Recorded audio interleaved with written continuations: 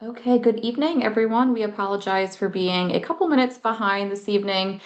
We've had some technical difficulties, and I am not a tech person, so we apologize for that. But we're so happy that you're with us this afternoon. Welcome to Opine and Dine, a free 14-session virtual panel series brought to you by the Maryland Human Trafficking Task Force's Public Awareness Subcommittee. That was a mouthful. My name is Melinda Boyer, and I will be your moderator for tonight. I'm an advocate with the Maryland Human Trafficking Task Force, and I'm honored to be guiding our conversation this evening. This is our third week in the series, and then tonight's session is on child sex trafficking and child sexual abuse material, otherwise known as CSAM. We have an incredible group of experts with us, and I will introduce them in just a moment. Before we go ahead and get started, though, we have a couple housekeeping items. The first one is that this meeting is being recorded for about the first 55 minutes, so it can be shared with those that are unable to attend the live. If you prefer not to be in the recording, please keep your camera off and avoid unmuting during the portion. The recording will end before our Q&A session, so you're able to freely ask questions during this final portion without being recorded. Please keep your microphone muted unless you are speaking. Chat is open throughout the session, so feel free to introduce yourself, share where you're tuning in from tonight, and then submit any questions for our panelists. Our chat monitor, both Candace and Mac, will be collecting questions and then servicing them during the audience Q&A portion beginning around 7:55. If you have any technical difficulties at all, we always recommend you try leaving and then rejoining the meeting again, or go ahead and send a message in the chat and then we will do our best to assist you. If at any point in time during tonight's conversation something feels difficult, please know that support is available. The National Human Trafficking Hotline is 1-888-373-7888, and the crisis text line is HOME, that's HOME, to 233-733. We encourage engagement throughout this panel. We want this to be a very informal, inviting conversation that you can feel free to ask any questions.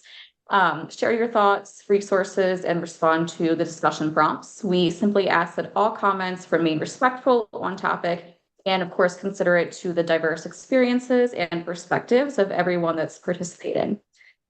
With that, we will go ahead and introduce our three fantastic panelists. So first, we have Lindsay Carpenter. Lindsay is the chief of the Special Victims Unit at the Frederick County State's Attorney's Office, handling sex crimes, child abuse, and human trafficking cases. She is also the co-chair of the Frederick County Human Trafficking Response Team, a position that she has held since its inception in 2018. Lindsay was previously a member of the one-year legislated Frederick County Human Trafficking Task Force in 2017.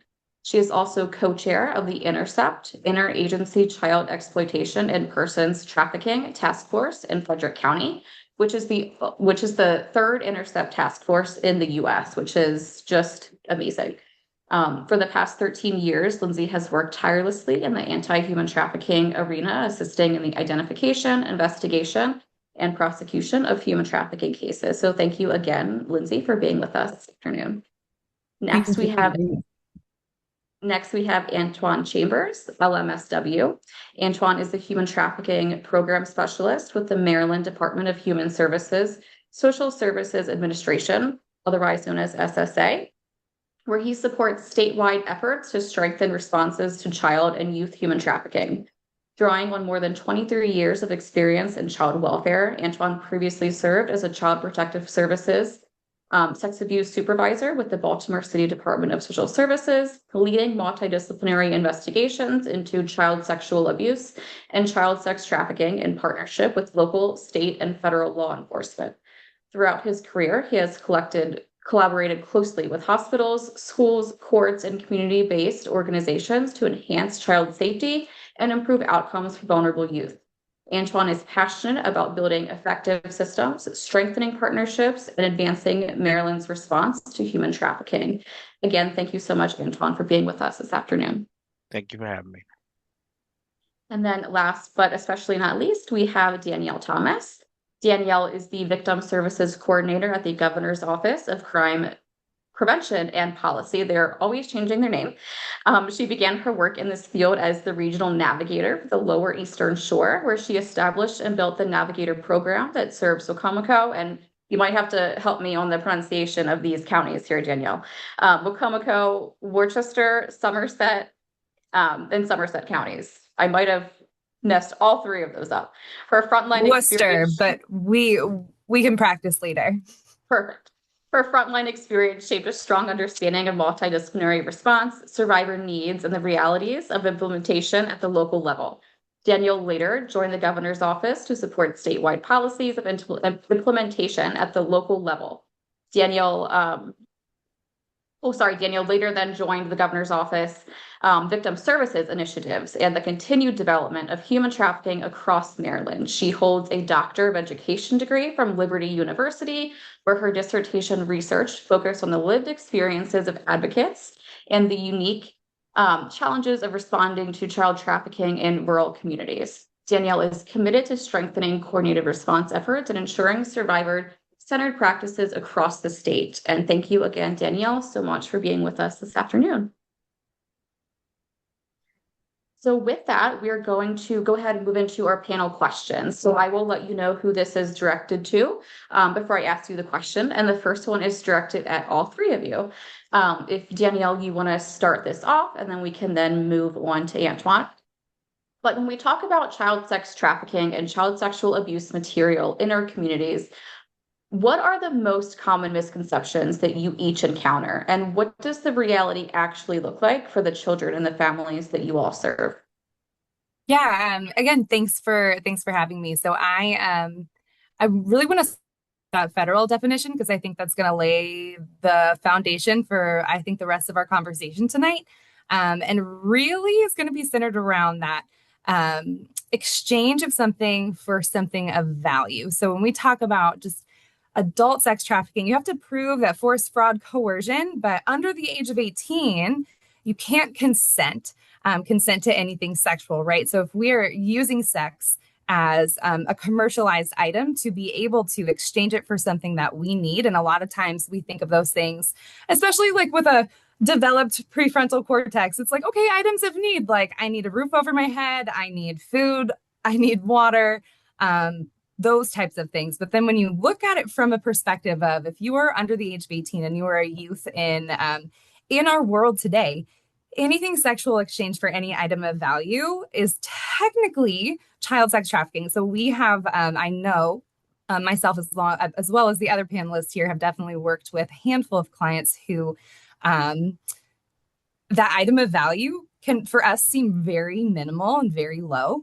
And I think that is the main twist when we bring in that CSAM perspective, because if you put all of this and shove it into an online space, and especially, and I know, and I keep saying it because it's 2026, but really we have to talk about COVID and how COVID pivoted child trafficking specifically into online platforms that have third-party apps or different things that maybe parents might not be in touch with. And so if, I don't know, if you are a 10-year-old kid who really wants some additional Robux on your Roblox account and somebody asks you for one simple picture, how hard is that? How easy is that? Then I just received something that I wanted, but for them, it's an item of value. For an adult, that Robux might not be an item of value, but I think that's that key definition piece of anybody under the age of 18 who exchanges any sexual content or sex for any items of value is really where that federal definition, that sweet spot is.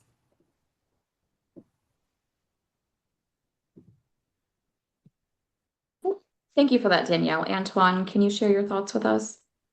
I believe the biggest misconception that I'm faced with and from day to day is that trafficking is something that occurs in only certain areas. That it is not in my neighborhood or it's not in my county or my community. And the reality is trafficking is everywhere.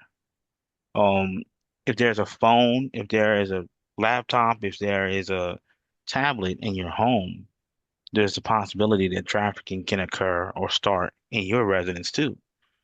And I think the more people understand that, the better and more vigilant they can be to prevent trafficking, in their home or with their children. And it's no longer, I think people they have their ideology of what that looks like.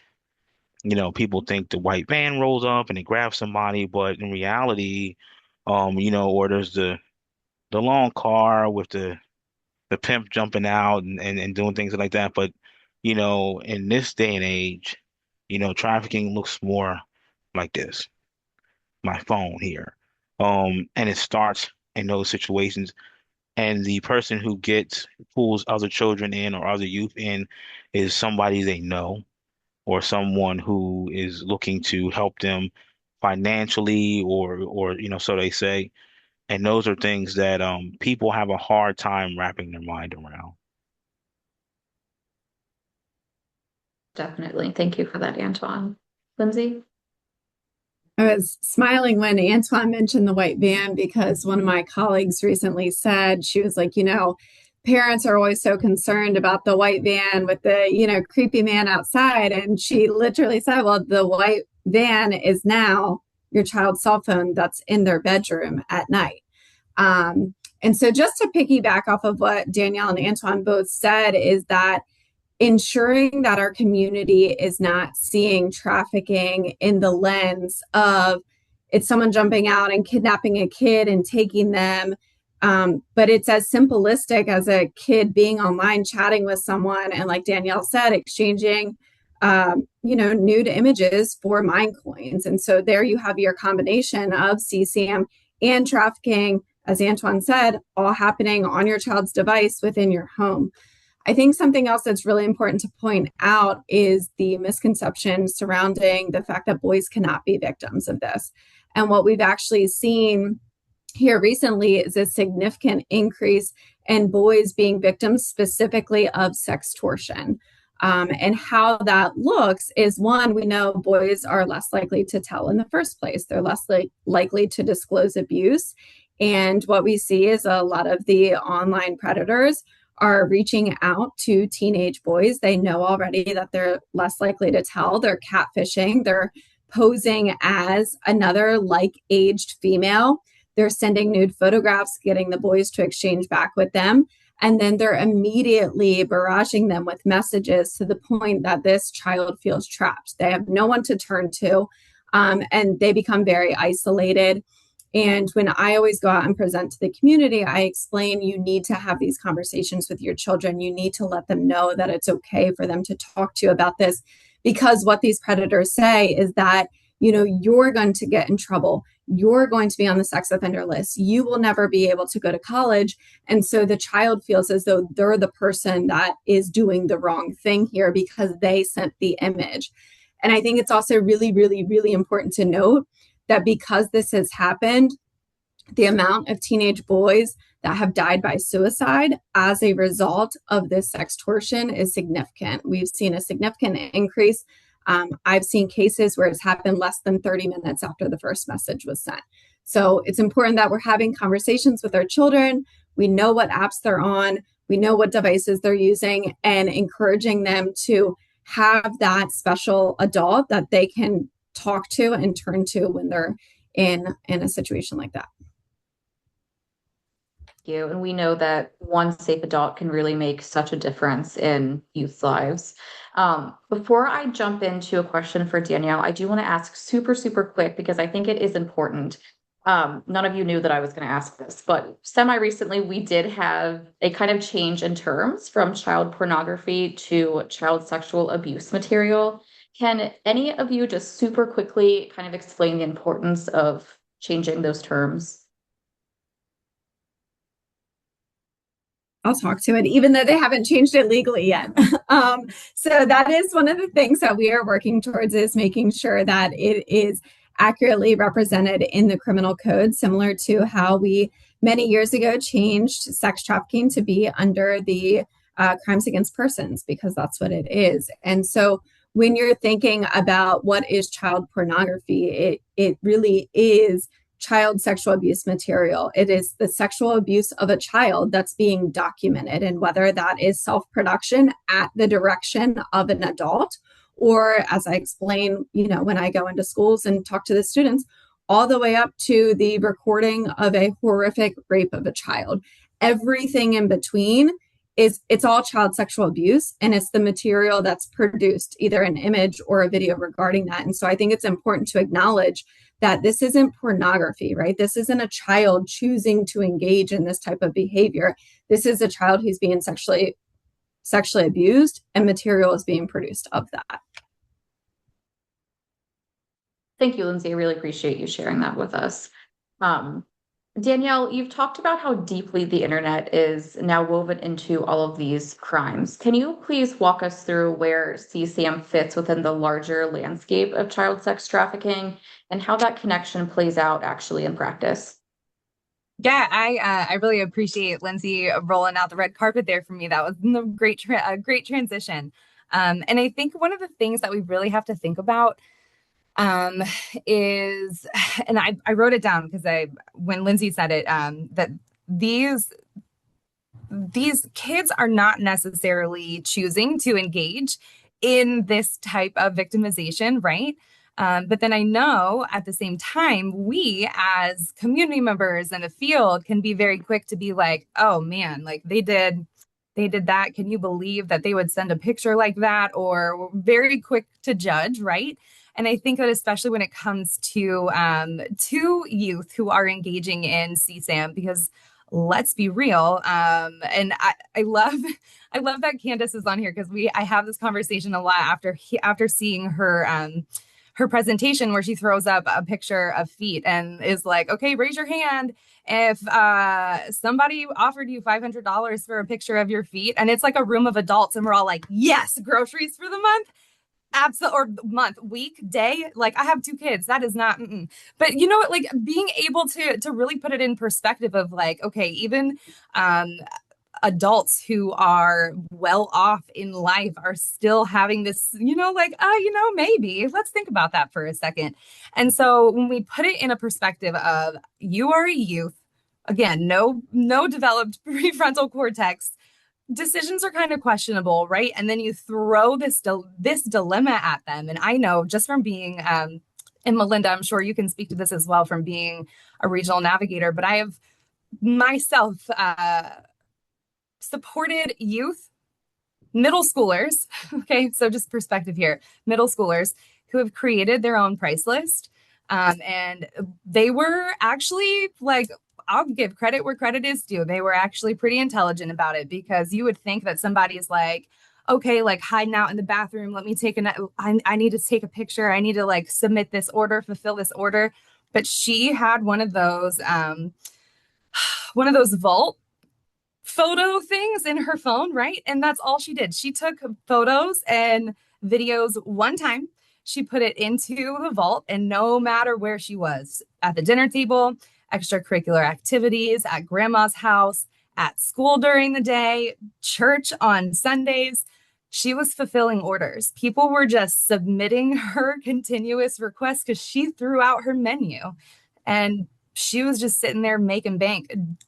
Didn't like, you could be sitting across from her and have no idea it's just somebody on her cell phone. So I think we really need to shift this perspective of victim blaming as well when it comes to some of these things, because she was engaged in those activities, so she found a way for survival. So even if we are like shaming or blaming some of these youth for getting into some of these things, I think I think it always needs to go back to one, demand, right? Like, let's be real, but also what is pushing them into engaging in some of these behaviors. And sometimes it just goes back to that grooming aspect too, right? Like, again, a little bit of a feet picture and it's like, well, dang, I guess I can make some money with this. And then it goes a little bit further and a little bit further and a little bit further. So I really think that the internet integrated into this really gives youth the freedom to find more people to exploit them. For sure. And I'm sure all of you know this, but this is happening when these kids are younger and younger.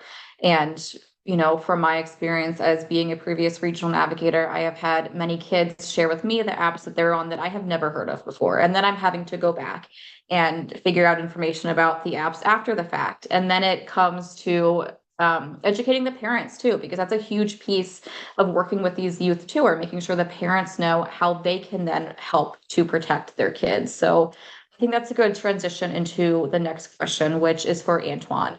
And that is, how has the online dimension changed the landscape of these crimes? And what should parents and caregivers understand about the risk that children face in these digital spaces without slipping into fear? Because we know that that can happen so easily. Parenting is hard and these can be scary times. Do parents really know what's on their kids' phones, and what should they do when they find something that shouldn't be on there? I think the major change is that um, the digital space has kind of removed the borders. You used to have to worry about what was going on your block or in your community, but with a phone or access to the internet, you can talk with someone or from anywhere. You don't just have to worry about what's going on around you, but that phone opens the world up the same way the internet has opened up the world to everyone who has access and so much information that can be both good and bad. And I think that parents have to understand that while you're raising your child, this may be one of those times where your child may be more knowledgeable than you about how those technologies work, what those apps mean, those coded languages and the things that we don't understand as adults, as we get more and more out of touch with, what's the ever changing slang and things of that nature. And I think parents have a hard time accepting that they don't know everything. And sometimes you have to have those conversations with your child and keep an open path. If you do find something or something that you have to ask a question about, one, you have to you should be setting it should normalizing looking through your child's phone, your child's devices.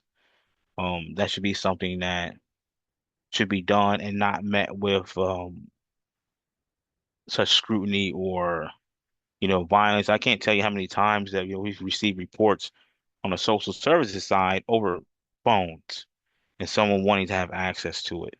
And if you do find something there, approaching it with some calm and some grace, so you can have an open and honest conversation, and your child will want to talk to you, either right then and there or maybe later down the road.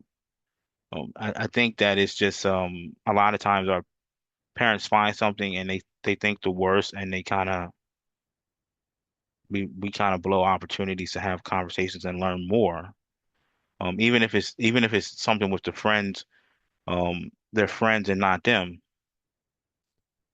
When you find something, have a conversation about it. Maybe explain why that could be a problem, why that can be an issue, and maybe if you can, using examples that kind of bring it home, especially with teenagers. Teenagers always think that people older than them don't really understand what's going on. So you have to find something to tie it in and bring it home for them. It could be a story from the news. It could be something, a coworker went through with their child. And a lot of these situations, our teens think that they're harmless, and they are, they can be harmless until they're not, until they're in trouble, until it's going horribly wrong, and then it's sometimes it can be too late. Thank you, Antoine. And we know that an adult's reaction to the youth can really have such an impact in their healing moving forward too, and can really set the tone for this whole process for them and being believed, and then that reaction after being something like this on their phone, or that it has happened to them. Um, so after somebody finds something like this on their child's phone, sometimes these cases move forward to prosecution. Sometimes they don't. So, Lindsay, this question is for you from a legal standpoint now. What makes these cases uniquely difficult to prosecute compared to other crimes? And what do you wish the public understood about why some cases don't move forward the way that people would expect them to? Yeah, absolutely. So I think there's multiple different ways to answer this question. Touching to what Antoine said at the beginning of the internet and devices has opened it up to offenders not only all across the country, but all across the world. And so when I was talking about the sextortion piece, what we've seen is a lot of those offenders actually aren't even pedophiles. They're just organized crime based in another country. And so a lot of what we see from the online sadistic exploitation, the online sextortion, even the online CSAM production is some of these offenders are in another country. And so our hands kind of become tied at that point. I think another thing that's important to note when you're talking about child sex trafficking is, as we all know, with regards to any type of trafficking, these victims don't usually self-identify. If they do end up disclosing what's happening to them, sometimes they refuse to disclose who their trafficker is because they know that without that information, law enforcement investigators can't do a lot.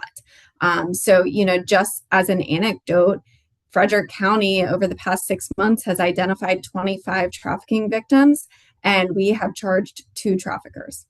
And so just goes to show you that not every case can be charged.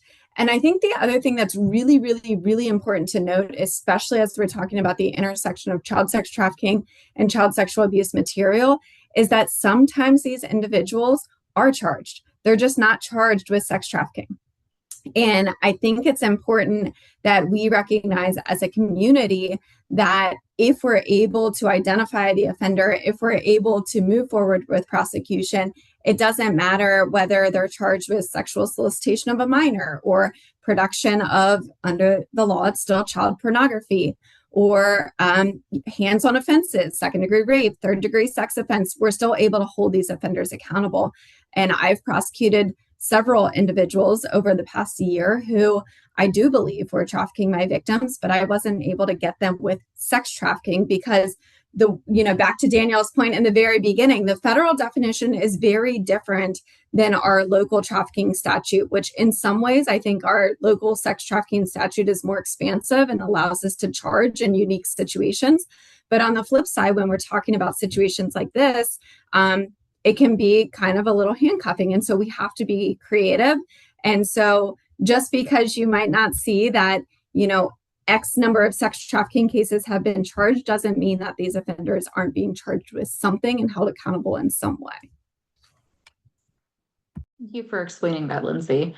And that has to be so difficult for both caregivers and those victims and survivors when cases don't go the way that they think it should go and how many of us think that they should be going.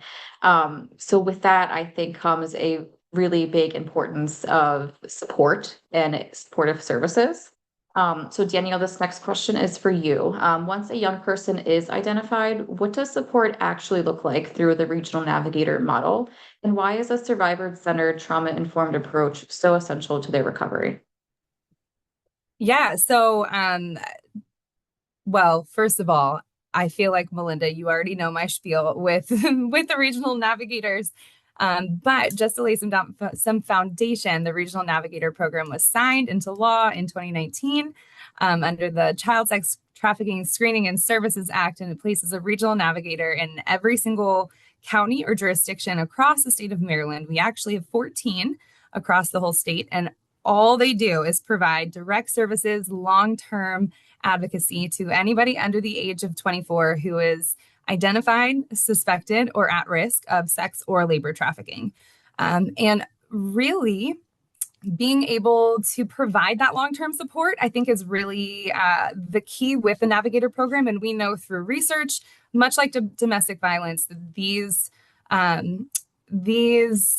victims are going to continue to go back to the life or their trafficker or their exploitative situation more than once. It's an average of 7 times. And that was a long time ago research. And I think that was research pre-COVID. I don't know if that is current data post-COVID.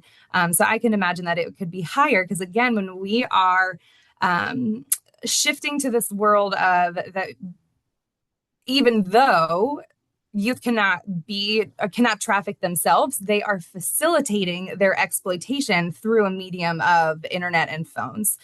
So being able to have a long-term advocate to help explain like what that is and how that even connects to human trafficking, because I think we hear a lot of like human trafficking and everybody's like, oh man, wow, that's like the movie Taken or Sound of Freedom. And it's like, actually, it's just like your kid upstairs in their room with a cell phone. And how does that connect?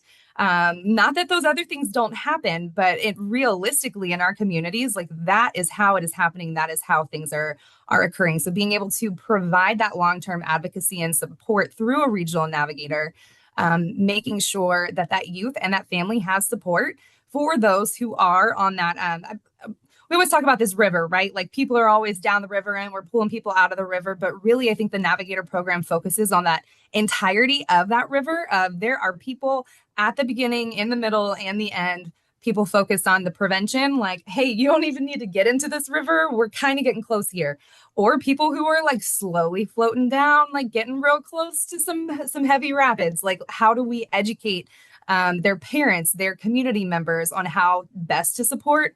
Like we said earlier about like third-party apps, how can you as a parent identify like what are some things that I might need to learn to better protect my, not just the kids that you have in your own house, but like kids in our community. And then we also have that again down the river, like, okay, we have gotten it. It's an investigation. What's going on and how can we help? So that I really think that that Navigator program encompasses that entirety while also specializing in that that trauma-informed, survivor-centered care that trafficking victims need so much. And we talk about it a lot, but I think for the field in general, for human services, and even for just human beings, like choice is nice. When I went into my refrigerator to grab a drink, I had choice, but I made it so that I have choice. And I think that's what is taken away a lot of times for our victims is like they don't have choice. And I think one of the like even just the most simplest form of I'm always I'm talking about drinks and snacks, but I do love drinks and snacks, and I think that that's one of the best ways to just like break down rapport, especially as a regional navigator. And Melinda, you're shaking your head. I feel you too. Like when we meet a new client, that's my first question. What's your favorite snack? How can you don't even need to tell me anything, but like, do you like M&Ms or peanut M&Ms? Because those are very different vibes. And like, I need to know, are you a salty? Are you a sweet? Those are the important questions, I think, initially off the bat, just to provide that like initial rapport and advocacy and to truly see that victim as a human being and a whole person. But even just those little tiny bits of like, I'm going to throw choice your way. I'm going to throw choice your way. I think is really important. But then on the backside, making sure that you have that regional navigator as an advocate as anything progresses, whether it is investigations or is anything of the sort that you're able to help kind of navigate through with that MDT team, that multidisciplinary team on that end as well. So if you can't tell, I just love the Navigator program and I think that it's really awesome. And I'm very glad and honored and excited that we have it here in Maryland. Maryland is one of the very few states that has a regional navigator program. And I think that it's really, really important and shares a lot of just Maryland's heart and the passion that has been put behind the efforts to make this navigator program happen here in Maryland. I think has just been really fantastic and really lovely. And I'm excited to continue to work with the Navigator program. So that's my spiel about the Navigator program. I know that Antoine and Lindsay both work very closely with Navigators. So if you have anything else to add, I'd love that. Thank you, Danielle. Lindsay or Antoine, do you want to add anything else to that? I'll say that the navigators are a great resource for CPS. Um, that they're oftentimes the only person in a situation who may feel like they're not trying to investigate the situation, but offer just purely services, services exclusively for that individual. and maybe even their family to help them get connected to resources and things of that nature while, law enforcement or CPS is kind of doing the investigation or the safety thing. So I think those though the resource of the navigator I think should be used even more than it is. As great as it is, I think it's underutilized. I think there's a lot of different components and things that they can do and in partnership with law enforcement, in partnership with DSS, that will make this experience even that much more meaningful to the victims or to the individuals that are actually going through the situations. I think it's also a huge resource for our schools.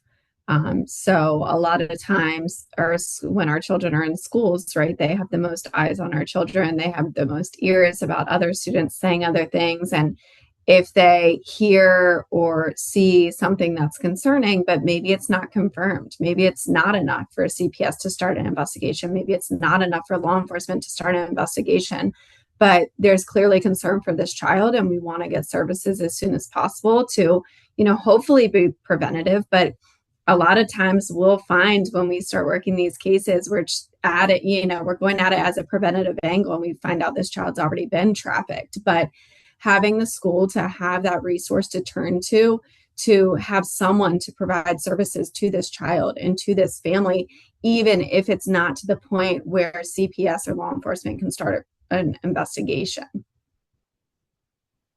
Thank you so much to all of you for explaining Not, such. I just want to add one more thing. I'm sorry.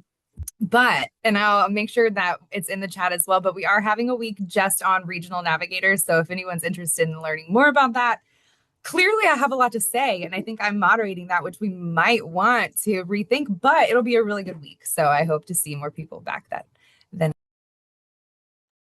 Yes, and that one will be super informative. So thank you so much, Danielle. I think there are still a lot of people in our communities, maybe even agencies that are not familiar with the Navigator program.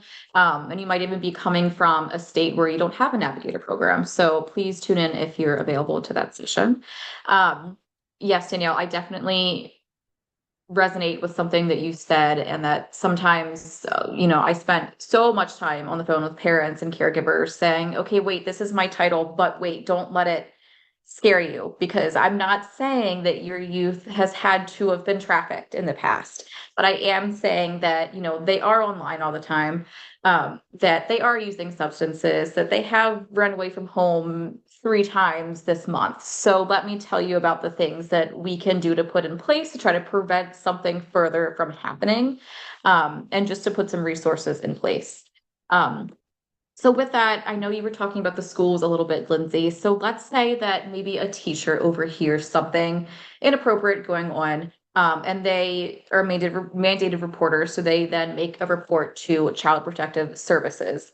Antoine, this question is for you. When a report involving possible trafficking or exploitation comes into child welfare, what happens next? If you could please walk us through how a case moves through the system and where families and community members fit into that process.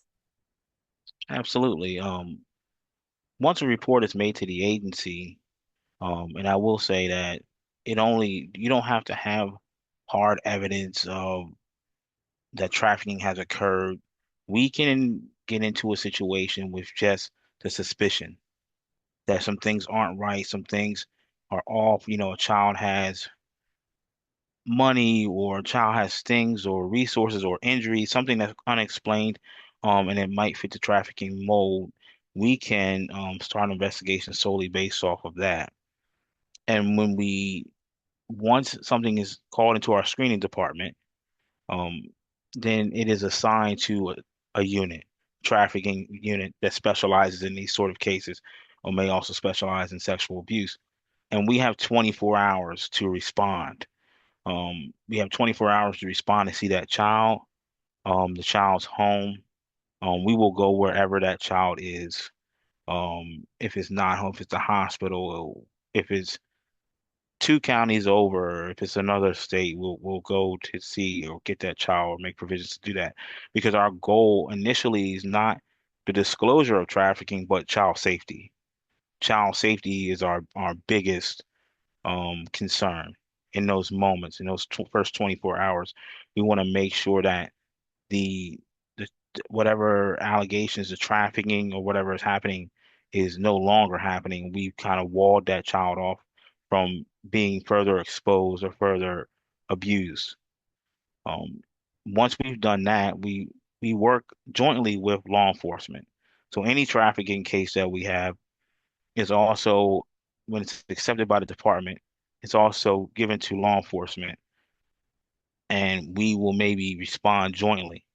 We may go out to a situation together, and speak with the family, speak with the individual, anyone who has knowledge of the situation to kind of gather the facts. From there, once safety has been established and we've gotten the preliminary information to ensure that what has was reported is factual, because we have situations where someone calls something in that's not true, and we go out and talk to the family, and they don't support it or they don't recall that information. Then we can start making some service connections. We should be making a report to the Regional Navigators Program. Every trafficking case that we investigate should be accompanied by um, a report or a referral to the Regional Navigators Program so they can start getting involved as well. Um, Once we've done that, the case may be discussed on what we call our MDT, our multidisciplinary team meetings, where we have a number of community partners, um, state's attorney's office, law enforcement, um, local hospitals, the Department of Social Services, our CAC, our child advocacy centers, and we talk about the case and what resources might be beneficial, or if it has any similarities to other cases, or what we might need to do moving forward to ensure that child safety. And from there, we try to schedule interviews with specialized interviews called forensic interviews with the alleged victim. So that person will be brought into our child advocacy centers that are specially equipped to speak with youth in these situations. Youth who have been through trauma of some sort or fashion.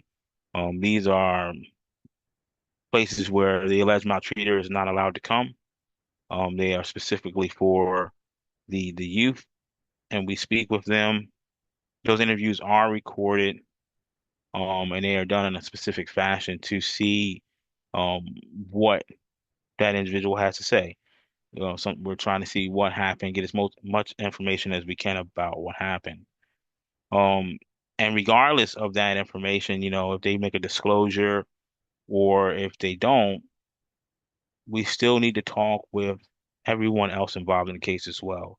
We'll speak with the parents, we'll speak with the guardians, aunts, uncles, whoever may have knowledge, um, teachers, anyone who is aware of the situation, that information will be gathered. And then the last individual who's usually spoken to is the alleged maltreater. You speak with them last so that you have everybody else's account and you can ask, good, intelligent questions to the alleged maltreater without having to go back and forth and re-interview the alleged victim. We want to only do that once. We don't want to re-traumatize kids. We don't want to keep making them go through things over and over again, which is why it's recorded. So if we need to go back and watch those interviews, we can do that without re-victimizing or re-traumatizing the youth.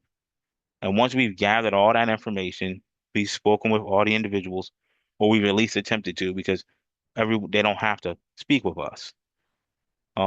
We take that information, we put it into our systems, which we call CJAMs, and we write up a report.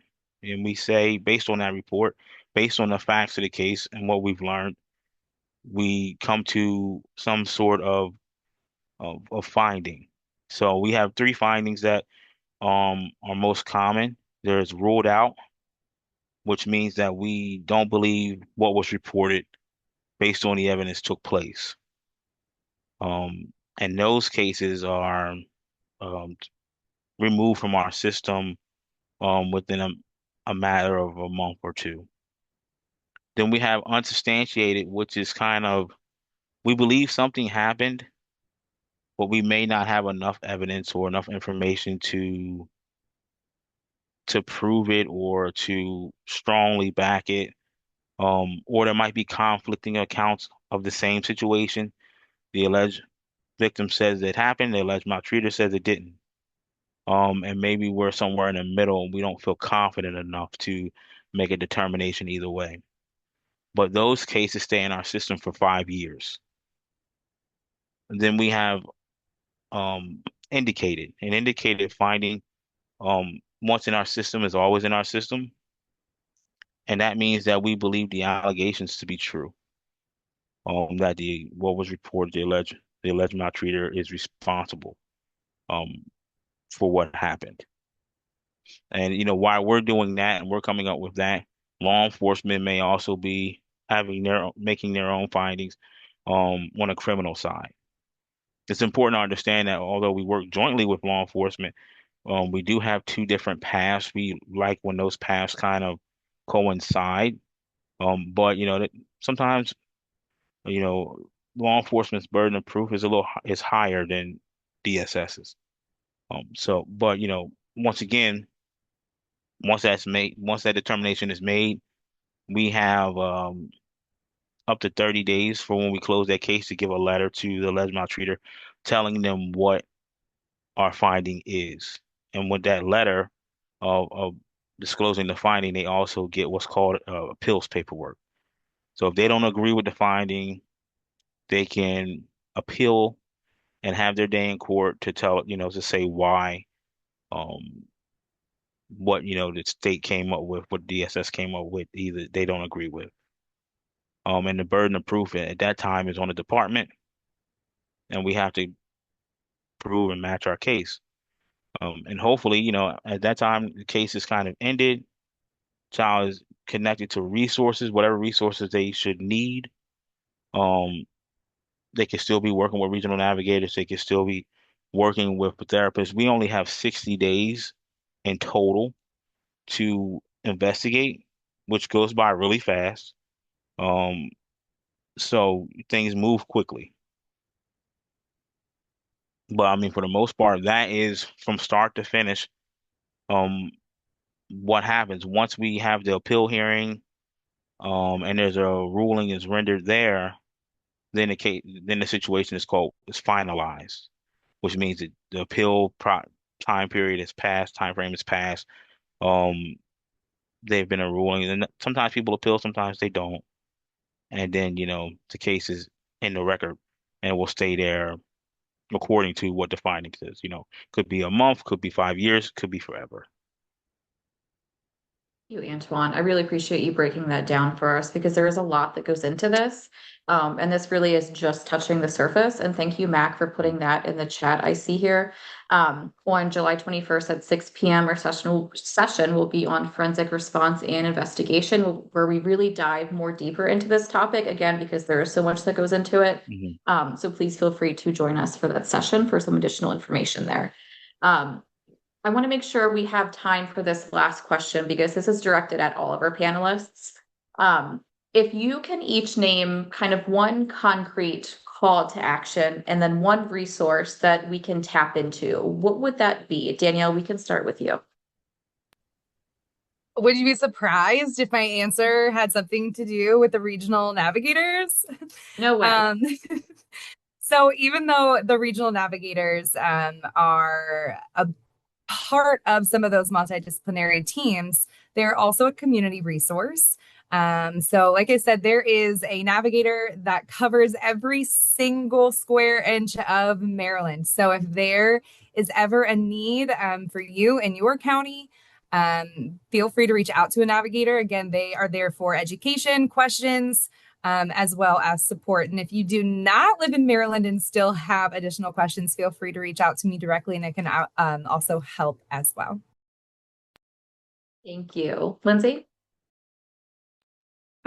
So I think we need to really make sure that we're focusing in on missing children. I attended a training years ago that was put on by the Dallas PD, and in their case review of the multiple child sex trafficking victims they saw. They realized that these children had been reported missing repeatedly. They were having contact with all of the different systems, CPS, DJS, law enforcement, and these systems weren't, sorry, my dog's in the background, weren't communicating with each other. And so I'm going to throw in the chat what we in Frederick County have defined as a high-risk victim. And that is ensuring that those children are getting services. Our local law enforcement has actually pushed out a missing child return questionnaire to make sure that we're asking these children questions when they are recovered from missing status. So that is my one call to action is, we need to be focusing on missing kids. My other resource that we need to tap into is partner with the National Center for Missing and Exploited Children. We need to get into the schools. I know from sitting on multiple coalitions and task force and meetings that it's very challenging across the state to get into schools. What we did in Frederick is the Frederick County State's Attorney's Office became a community education partner through NCMEC, which then allowed us to go into the schools. We presented to our health curriculum person and they pushed it out. And so we've presented in almost every high school to both students and staff. And then we are working on middle schools and elementary schools, but getting that information out to our students and staff and parents is so important. And having that backing by NCMEC gives you that little extra nudge. Thank you for that, Lindsay. I have used NCMEC's resources countless of times, and they are fantastic. And I see Mac has already put them in the chat, so please go on and check them out. Antoine? I'd probably like to echo what both Danielle and Lindsay have said. Both the Regional Navigators Program, NCMEC are excellent resources that we use daily through the department to um, investigate these situations and make sure children are safe. I would say that um, DSS is the resource that I would push to the forefront. I think that, we human trafficking or child trafficking or labor trafficking, sex trafficking is all underreported. And I think people are overthinking what can be reported. And I think when in doubt, when there's an issue, that those reports should be made. It's 1-800-917 7383 or 1-800-91-PREVENT and have a conversation with the screener. Give them that information and let us determine if this is something we need to get into or and take it from there. Especially if you're a mandated reporter, but even if you're not, I mean, technically everyone in Maryland is a mandated reporter. But, if you're just, you're a parent or you're an aunt or uncle or a teacher or somebody who notices something, say something. A lot of times we sit on things and then when it kind of comes to bear, we say, man, I wish that we could have gotten into it sooner or we could have got to them sooner. Just make those reports. Use the Department of Social Services. It's not the monster that people think it is. Our goal is to help the children, help families, and we do everything that we can every day to make that happen. You I all do for that. I just want to add, and I don't know if I can find it off a whim right now. So if I can't, I'll make sure that it's added to the document with the resources that are sent out to all the participants. But there's a really interesting study that was done by Dr. Nadine Finnegan Carr and the University of Maryland in regards to a long-term study. I think it was from June 2013 to December of 2023. But it really kind of broke down the youths that were identified as being like at risk or like really suspected with allegations of trafficking and where their integration with child welfare in Maryland was it in the past year, was it within their lifetime? And it was the numbers are pretty staggering. So I think that just going back to what Lindsay and Anton were saying, I think that that integration of that high risk and some of those how that progresses into child trafficking and exploitation.